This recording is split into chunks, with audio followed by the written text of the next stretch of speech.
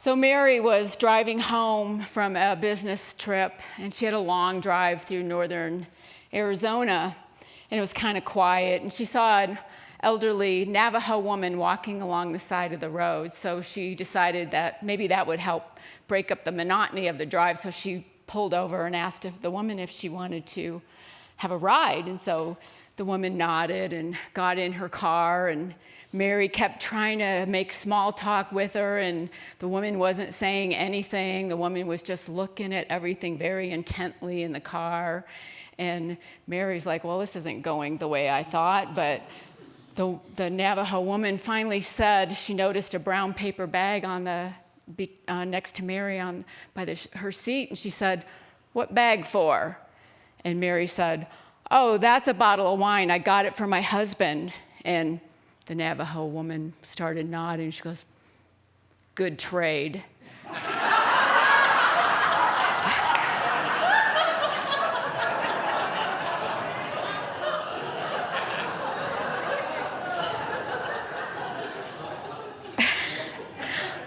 I share that because I'm talking about Women's History Month, and women, many notable women and many women who aren't well known, had to make a good trade to follow their path. They maybe had to give up convention, they had to give up their reputation, they had to give up what normal women would do so that they could follow a certain path and make contributions to society that are profound. Look at Jane Goodall. I just watched a documentary on Friday about her final last words. Anybody see that? It's incredible. Of course, she gave up a normal life to go live in the jungle, to learn about animals. She was fascinated with animals. And she has taught us a lot during her lifetime about how to treat animals and how chimpanzees use tools and they have emotional connections and they're amazing creatures and we share so much of our DNA with them. But I loved at the end of the documentary, and if you haven't seen it, I suggest it's really good. At the end of it, the interviewer leaves, and she has some final words that she wants to share with viewers, and knowing that this will be not shown until after she dies, and she passed away in October 2025. And she says, don't give up hope. Follow your dreams, follow your path. What is yours to do is important. You have a contribution to make. You matter. And I want to say this to all of you, but especially to women who maybe don't feel that way, especially younger women who don't feel that way. You matter. Your life makes a difference. No matter what you're doing with it, follow your dreams and make a good trade. Whatever you need to give up to follow your dreams, it's worth it. Some of you may be looking at what I'm wearing today and going, what the hell is she wearing? Right? This is a Women's National History Month t-shirt. Green, white, and purple are the colors. And yes, if you're aghast that I'm wearing white jeans before Memorial Day, I chose to make a trade for fashion rules for freedom of expression. So,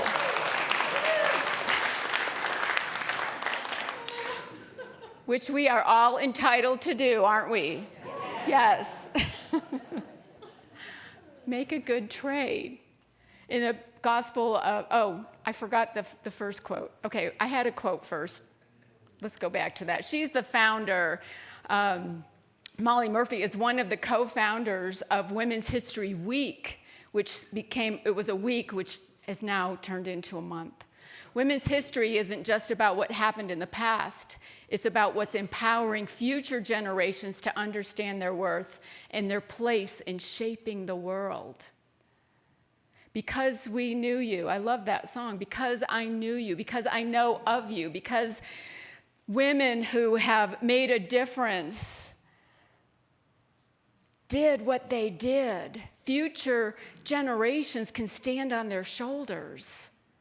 Women now going up through their careers and following whatever is theirs to do have been inspired by these women. These women who pioneered. What it means to be a woman is not what we were told centuries ago, even decades ago, that we have a lot more to contribute.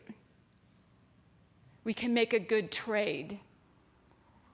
And in the Gospel of Matthew, there's this scripture that Jesus says, again, the kingdom of heaven is like a merchant in search of fine pearls. On finding one pearl of great value, he went and sold all that he had and bought it. Now, usually when we talk about this scripture in unity, the pearl of great price, refers to a Christ consciousness. It refers to knowing who you are, knowing your divine essence, knowing that you are this incredible spiritual being. But we could also say that this pearl of great price is knowing your divine feminine.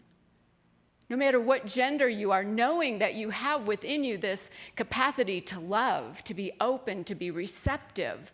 And isn't it a good trade to sell all you have to know that about yourself? It's important to know that about yourself and trade everything you have. Give it all up. Whatever it takes to remember who you are. Because only when we remember who we are can we really make a difference. Can we really feel the love and the joy and the peace and the abundance that is ours to have, to feel, to embody. The New Thought movement was really founded by women. Mary Baker Eddy was one of the first ones. She started Christian Science. She had her own ways of thinking of things, and one of her students, Emma Curtis Hopkins, left Mary Baker Eddy and started her own ministry. And she became what they call the teacher of teachers. She ordained a lot of ministers. Then there's Melinda Kramer, Nona Brooks, and her sister, whose name is escaping me right now, who started Divine Science. Nona Brooks was right here in Colorado, in Denver. Someone told me after first service there's a big cathedral, a big church there that used to be a Divine Science church. Divine Science has kind of died out. And then there's Unity. Myrtle Fillmore and her husband, Charles. We'll give him some credit. But Myrtle started it. Myrtle went to a presentation, and many of you have heard this story before, by E.B. Weeks, and she heard, I am a child of God, and therefore I do not inherit disease. And she focused on those words, and she meditated every day for 2 years and cured herself and got healed of tuberculosis. And it wasn't until after that that Charles said, oh, maybe there's something to this. He had to see his wife get into it first. But then there's been other incredible women in the Unity movement. In the early days, I have a table here. Myrtle Fillmore, the co-founder of Unity, obviously. H. Emily Cady was a holistic doctor in New York who wrote Lessons in Truth, which is one of our main textbooks in Unity. She never met the Fillmores. She wrote some articles, and the Fillmores saw her articles, and they asked her to write a book. Lessons in Truth. It's an amazing book. We probably have it in the bookstore, down in the lending library, I don't know, wherever. May Rowland, director of Silent Unity, from 1918 for 55 years was the director of Silent Unity and taught us and showed us how important spending time in the silence is, spending time in prayer. Instrumental in this. And then Imelda Shanklin, who wrote Who Are You?, editor-in-chief of Unity Publications, had a say in the types of publications and the books that were published and the articles that were published for Unity for 20 years. And these women are incredible pioneers who made Unity what it is today. They started this whole thing. It's incredible that so many women in as ministry, which was typically patriarchal, that they made such contributions to the New Thought movement. I'm humbled to be a Unity minister standing on their shoulders, and I'm inspired by them. It's incredible what they accomplished in a time when they had to trade in what was normal for them. At their time, during their time, what was normal for them was not that. Even New Thought was considered kind of out there. But what they did, amazing, amazing. And here we are, years later, still without an equal rights amendment. Women having the vote for only 106 years, less than 106 years. What? Women have contributions to make, and we're not embracing our wholeness unless we take in all of us. And I'm not, for the men in the room, I do not put the men down. We just want to be equal to. And there are many women who have shown us the way, many women that have made contributions, and many of them, I'm going to share some stories of a few of them, who you may not have heard of because their contributions were minimized until much later. The first is Rosalind Franklin. She was a scientist, amazing scientist. She, through a series of experiments, had a bunch of images. She found the origin of life through the molecule. And she had a photo, it's called photo number 51, that showed this origin of life. She's the one that came up with the double helix of DNA.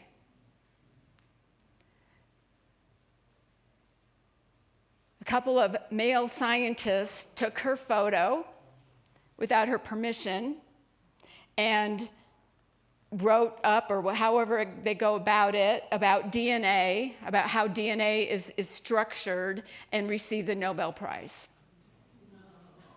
She didn't get any recognition for that, for her work, until years and years later. She actually died at 37 of ovarian cancer. The next person is, you may know her if you see the picture, Hedy Lamarr. Some of you might know her. She's before World War II, she was considered the most beautiful woman in the world. She's an actress. But behind that beautiful face, it was a brilliant mind that most people don't know about. See, during World War II, she came up with a technology called frequency jumping, which prevented the enemy from controlling torpedoes. Now, the army or the military during that time, during World War II, dismissed it as not important. But years later, they realized that technology was brilliant. It is the same technology that helped us have Wi-Fi and GPS and Bluetooth. And yet, she's remembered for her face as being an actress. A brilliant mind. The next person is I had a cheat sheet first service. I took it away. Arena Sandlin. Thank you. Arena Sandlin. Arena Sandlin lived in Warsaw during World War II. When the Nazis were gathering all the Jewish people and putting them in the Jewish ghetto, she fought with the resistance to save children. And she smuggled them out through ambulances, through sewer systems, through toolboxes. She found safe homes for them in families and convents. But she took it a step further. She wrote down every child's real name and put them in glass jars and buried them in Warsaw so that hopefully when the war was over, they'd be able to find their families. She saved over 2,500 kids. The Nazis captured her, and they tortured her, but she refused to tell them anything. She wasn't well known during those times, but what incredible contribution she made to saving so many lives. And the next woman is Jane Addams. Jane had a house in Chicago called Hull House, and it was a place where immigrants and people who were struggling with poverty could stay. They were treated with dignity and care. They were fed. They were given education. They were trained to find jobs, to help themselves out of poverty. She was a social worker, and her work ended up being the groundwork for what social work we have in our country now. She won the Nobel Prize, first American to win the Nobel Peace Prize. Then I don't have a picture of the next one is Julia of Norwich. There's no picture of her because she was in the 13th century. She was in Anchorage. I'm not saying that right. It doesn't sound right. She lived in a small little cell connected to the church. And when you go into the cell, the doors are closed and you are never to leave that cell. She was in Norwich, England, which was going through the plague at the time. And so she was in isolation. She gave a lot of advice, spiritual advice to people. She's a mystic.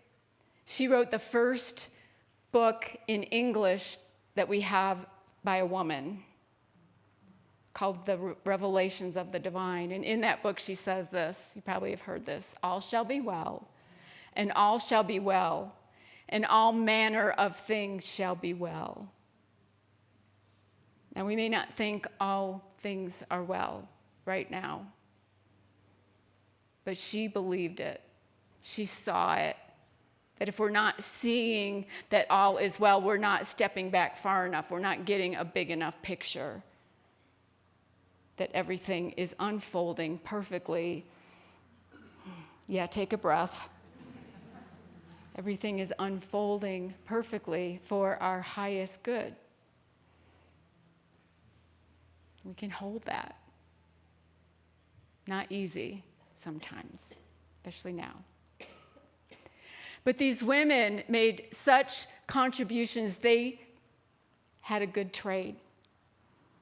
They traded their supposed to life for a life of following their own guidance, following their path, following what was theirs to do. And we can be inspired by them, and we can celebrate them, and we can honor them. And we can allow ourselves to see what they did and continue the work, to keep doing it, including all of us. Inclusivity, that's what this says down here. You can't read. Inspire inclusion. Inspire inclusion. So I want to do an exercise. You all got a ribbon, right? A little piece of yarn. Not ribbon, yarn. Did everybody get a piece of yarn? Is there anybody that doesn't have a piece of yarn? Raise your hand. Our greeters will come with some yarn.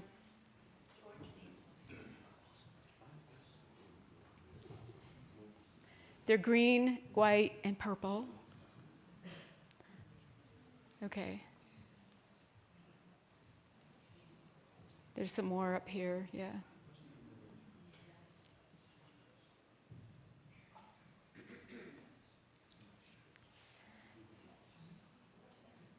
They stick together, so, it takes a little time.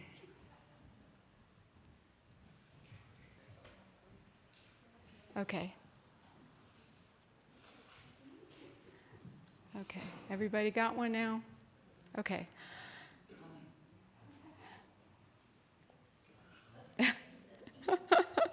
It's not that complicated. Okay. Okay, I want you to hold your ribbon. Hold it in your hand. Think about a woman in your life or someone in the past or any woman that you want to honor, that you want to celebrate, whom you've been inspired by, someone who maybe saw the good in you, someone who maybe encouraged you to be who you are, to follow your own path, someone who nurtured you, someone who loved you just the way you are. Hold that person in your thoughts. Honor that person. Celebrate her. She possibly had to make a trade, a good trade, to be who she is.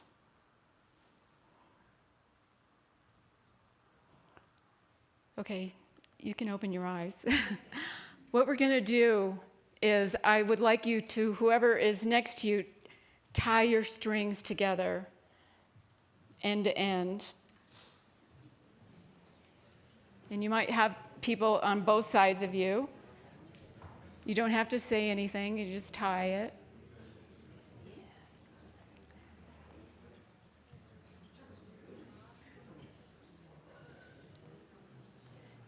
Keep going until your whole row is one long string.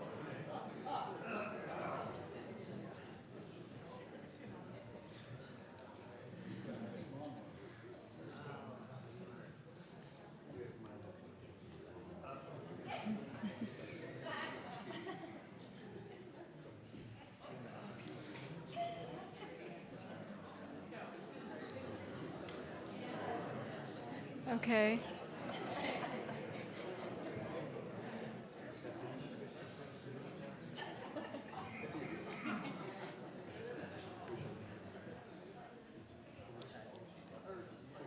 Okay.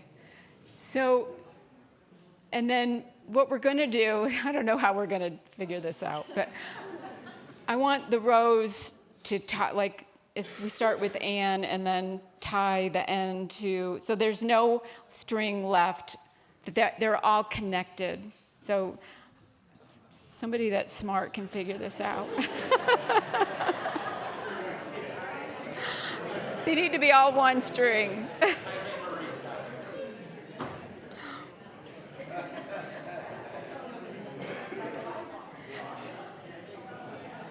Maybe this was too complicated for a Sunday morning, I don't know.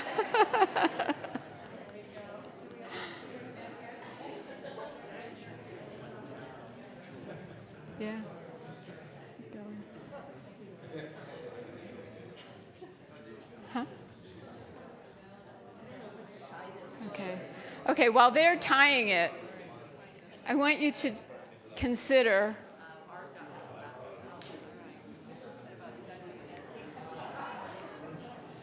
okay, maybe this wasn't the best idea. I thought it was kind of cool. Okay. I'd like you to consider that every time there's a knot connecting the strings, that was two two strengths coming together, making them one. That was two people coming together, making them one. Two souls making a connection point. We do this in our lives. We make connection points. But we're all one. We're all inclusive. We all belong. We are all part of the one string, which we'll demonstrate maybe if we can. This may go on for a little while, so we'll just keep going. So I just want you to consider that Women's History Month, we all belong. We all have something to contribute. Nobody gets left behind. All the ends get tied to another. That there you go, see, she's tying, nobody gets left behind. We're all one circle. We're inclusive. So during the rest, not much left of March, but during the rest of March, consider the women in your life.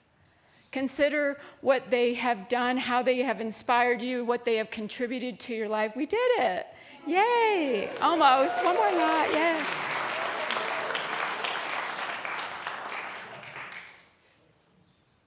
Consider their contributions. Consider what they gave up, what trade they had to make to be who they are. Because it matters. Each of us matters. Each of us is one of these strings. Each of us is important. And so I invite you to think about this week as we continue through March, about the women in your life. And maybe tell somebody. Tell them. Tell who, if they're still in your life, if you're able, let them know that they matter. Make a good trade. Whatever it takes for you to have to let go of, whatever you need to release to say the words, make a good trade. Namaste.